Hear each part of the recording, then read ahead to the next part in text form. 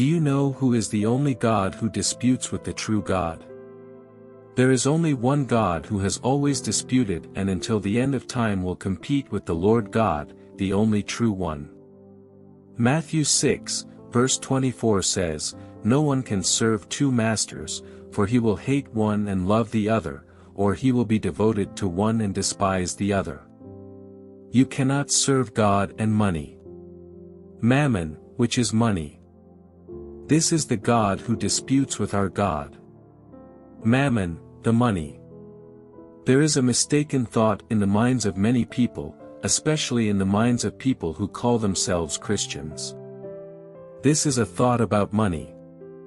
They say that having a lot of money is wrong, that you don't need it, that money is bad or evil. Look if you have this thought.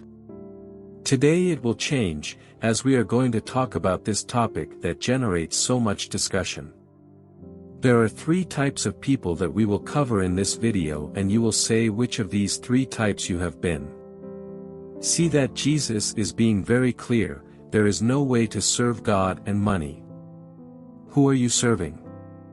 The first type of people are money slaves. For these people, nothing matters. Nothing matters more than money. They will do anything, literally anything, to have money. They sell their ethical and moral principles. They submit to the mud of this world. They do disgusting things that take away all their honor and essence. There is no limit to these people, as long as they have money in the end.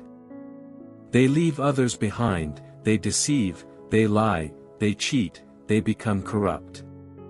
These people leave the faith, people who steal, who murder, who take other people's lives all because of money, who submit to horrible, disgusting practices all because of money, people who don't care about principles and values. And in 1 Timothy, in chapter 6, in verse 10, it says so, because the love of money is the root of all evil. Some people, because they coveted money, strayed from the faith and tormented themselves with many sufferings. This is the Apostle Paul's advice to his disciple Timothy so that he would not love, covet, or become attached to money. The second type of people are those who love and idolize money. It's the type who gives in to money because to love is to give in. They idolize money. For these people, life has no value if they don't have money. They exchange the presence of God for money. They exchange the presence of their family for money. Yes, sometimes those parents who work too much and don't spend time with their children because it's more important to work dozens and hundreds of hours of overtime. Work nights on holidays and weekends because they need money. They stop being present at get-togethers and weekend lunches, because they are always there working for money. That person who, when it comes to giving a gift to someone very dear, only chooses the cheapest one, because they want to continue with a lot of money in their pocket, they don't want to spend it. He's attached. Have you ever seen those people who, when they go to a restaurant and someone chooses a dish, the first thing they ask is, how much does it cost? Dear, stop and reflect a little. These are people who love money so much, are so attached and have less and less. They complain that they are always working hard, saving money, and yet the money disappears quickly. It's because in their minds, they are saving, but in reality they are not. Realizing that they are too attached, deifying money, and that is why they are running out of it more and more. Understand that I'm not telling you to become a consumer, that you spend everything and buy everything as expensive as possible, no. The problem is that the more attached you are, the less you have. Stop to reflect, stop to think if it's not true. Prosper is generosity. And these people who are attached do not have generosity.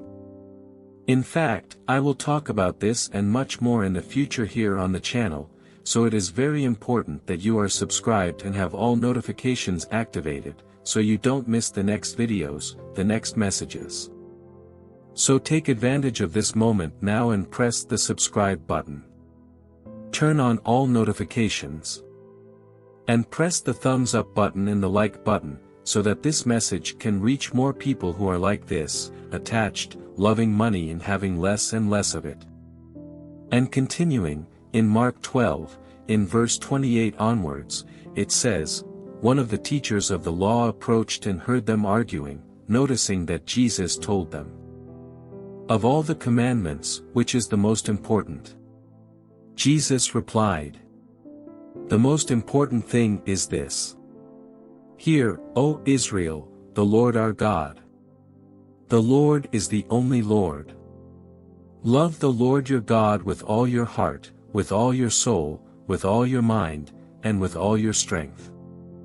The second is this. Love your neighbor as yourself. There is no greater commandment than these. See. There is only one true Lord, it is not money, it is the Lord God of hosts, Lord of lords, King of kings. The third type of people are those who love God. This type of person understands that there is only one Lord and he is not money. Understand that you must love the Lord God above everything and everyone. That money is something necessary for us to live on this earth, that it is not happiness, but it can provide us with happy moments, that money is not more important than the people we love and their company, our family. These are the people who will always have more, because the Lord God will bless them, and they will be prosperous and fulfilled in everything they do. Now the question I want to ask you is, what has money represented in your life? Because money is not evil, it is not something of the devil, money is something necessary for us to live on this earth. But what does it represent in your life? That's where the problem lies. What has money been in your life? Has he been the master of your life? Has he been your greatest love, attachment and idol? Or money has been a necessary good, but it will never be above God, your principles, and the people you love? Share with us in the comments what kind of person you want to be, or share your testimony, how you were, how you are today, how you will be after this message. Oh, and also share this message with your family, your friends, so that they understand that money is not something bad or evil as many people think. The problem is what it represents in your life. If money, dear, has been your master, it is wrong.